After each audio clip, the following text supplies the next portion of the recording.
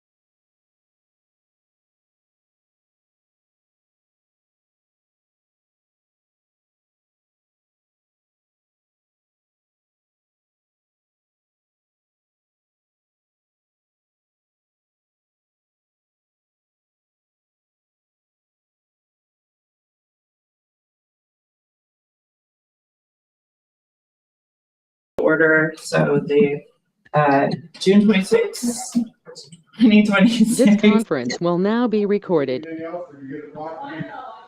I can't. Regional Planning Commission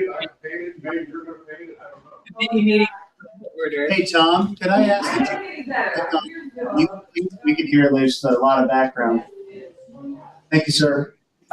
Thank you. Thanks. Call us to order at 11:32 a.m. So attendance will be recorded. MCRPC staff are present. We have no speakers signed up today for public comment. So we'll move to the approval of the minutes of the May 29th policy meeting, which you all should have received on June 22nd. Any corrections to note?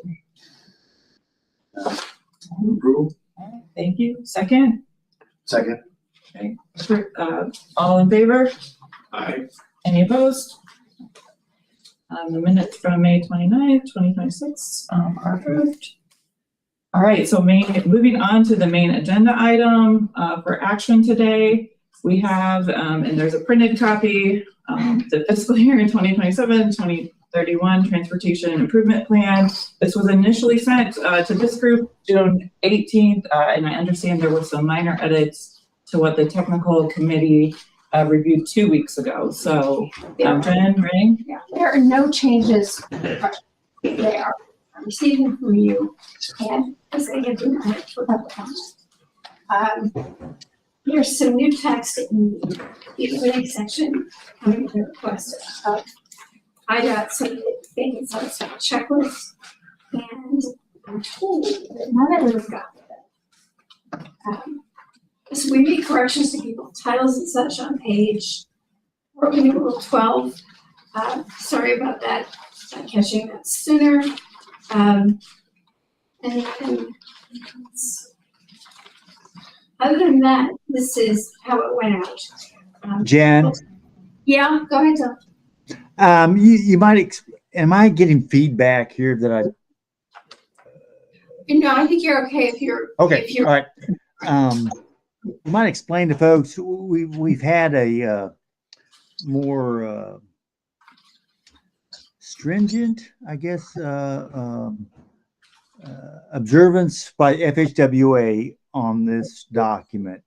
There's some new items that are actually pending their approval. We hope that's going to be able to go through, but we may be having to make adjustments hereafter, but we're moving forward as it is. Hey, Tom, how would that work? If they provided comments, we just re-review and have to approve the resolution again? Well, no, that they have not. It's there were a couple of new items that we foresee their requesting. They have not requested these, and Jen can appreciate their uniqueness to where we're the expectation is still a question, but it's a fine. It's regarding performance measurements, targets, and what was it? A financial report, operations and maintenance schedules. Is that it, Jen? yeah, I think so. We added in the financial planning section. I'll just briefly explain on page A4. You'll see, I can throw these weird T notes. We'll find out. There's a section now headed by the phrase operations and maintenance. And it really just describes the fact that a lot of projects are largely paid for by local funds. And so that's the meeting minute table there. And so, essentially operations and maintenance are provided by projects from each jurisdiction using largely their own funding. Page 5 is unchanged. Page 6 just describes our public process, which we've had all along. And the fact that the Transportation Policy Committee is the final word on approval of the TIP. Adoption of statewide performance measures is just lays out that we adopt by resolution. Several of the federal PM lists, most particularly the one that deals with safety and fatalities and serious injuries. So we do that every year, and that's sort of instruction. And we also make note of the fact that using the IDA level standards, which are statewide, they use percentages of change. We don't do that because it makes no sense in so small an area. We deal with percentages of half a person or something. So we don't want to do that. And we make that note in the resolution itself. I've also noted it here, and then noted our involvement with PM2 and 3, which apply to things that are IDA's responsibility on the National Highway System. And finally, two transit documents, which we are, again, following IDOT's lead. They do bulk and work on those two things, and we will connect transit on the future. Page 7 and 8 is the financial planning section, which talks about the fact that we have a constrained program as we're required to do, and that there are especially large commitments of funding in the coming fiscal year 27 because of Connect's project in downtown Bloomington for the transit center, which is going to have a lot of money going into it. And the fact that Normal is now using some federal funding, the grade separation pedestrian rail crossing. So that adds another $1 to the current year. There is a chart on page 8, which sort of shows annual expenditures across the 5 years of the program by type. And you see that, somewhat strange, but for the first year. The first year is obviously more heavily programmed because it's possible to know what's golfing. In the out years, reliance on federal funding drops quite a bit because we have no way of knowing what's going to be available. Doesn't show up in the annual totals as much as I expected to. In the overall program total over the 5 years is higher than I expected it to be. But that's partly because we put it in the item program. So a lot of that federal funding comes in through IDOT. And that's really all that was added. I've done this chart before. It's basically the entire program just laid out by funding type. And then again, for ease of reading, rather than having to go through all the program list pages, this is just a compilation of 5 years based on total state funding. And keep in mind that that total should have the transit operating capital total subtracted from it. So that's what's left in terms of doing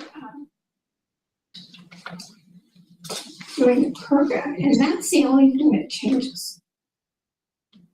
I might add that this discussion is how we thought best to comply.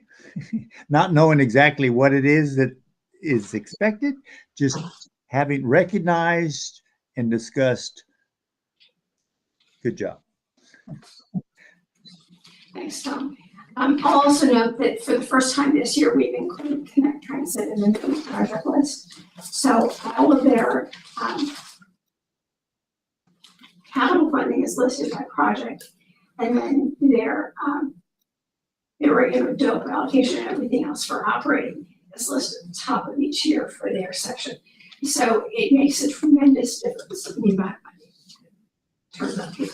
But at least, we're being transparent. We always included Connect, but we didn't put it in this chart or in this table, so it's in there now, and that's how the numbers look.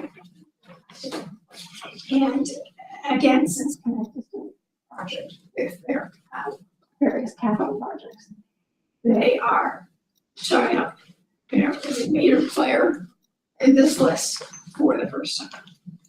And that's really the only thing that, one more thing. So this is from Dan McGee, which I forgot to keep the appendix for. I will put it back.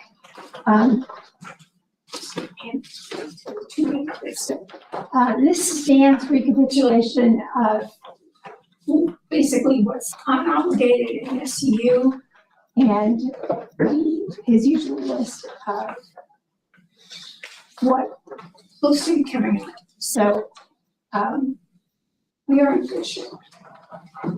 And I will add this in as its former appendix, and that the appendix is a little bit not the way that it was.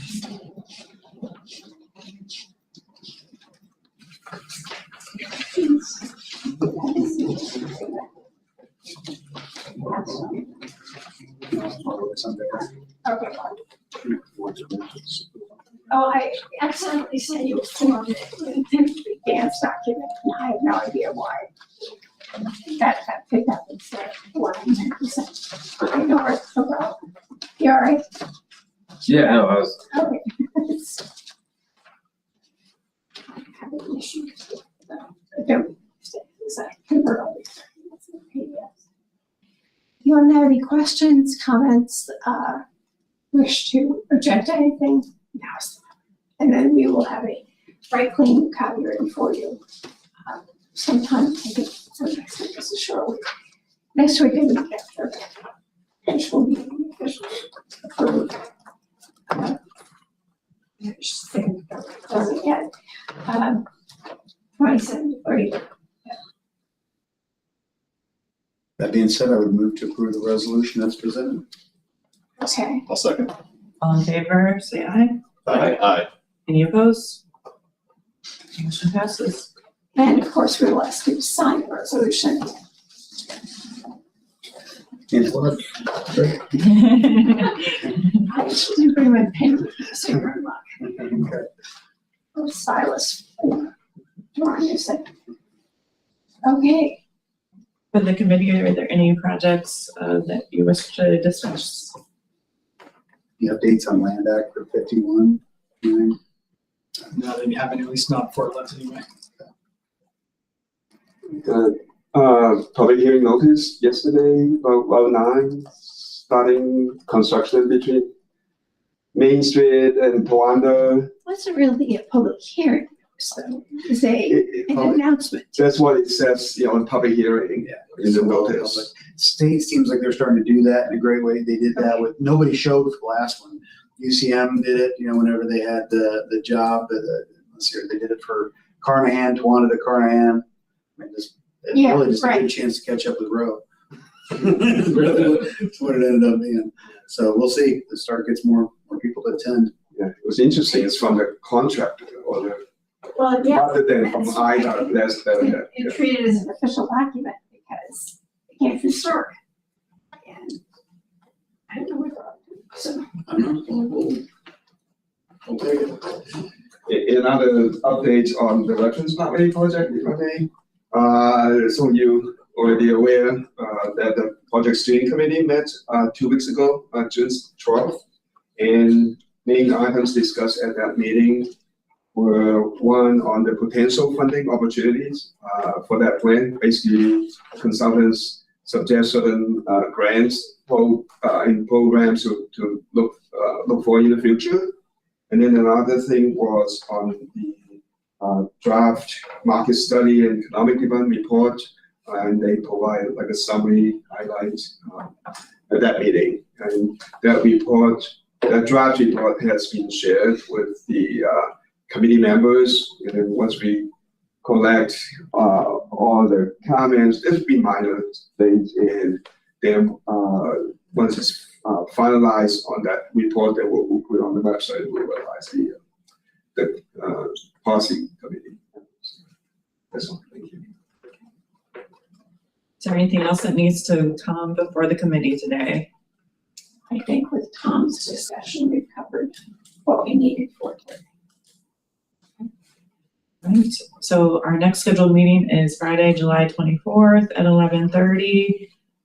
Final reminder to stick around and sign the resolution. We'll have Thomas block the door. Is there a motion to adjourn? Second?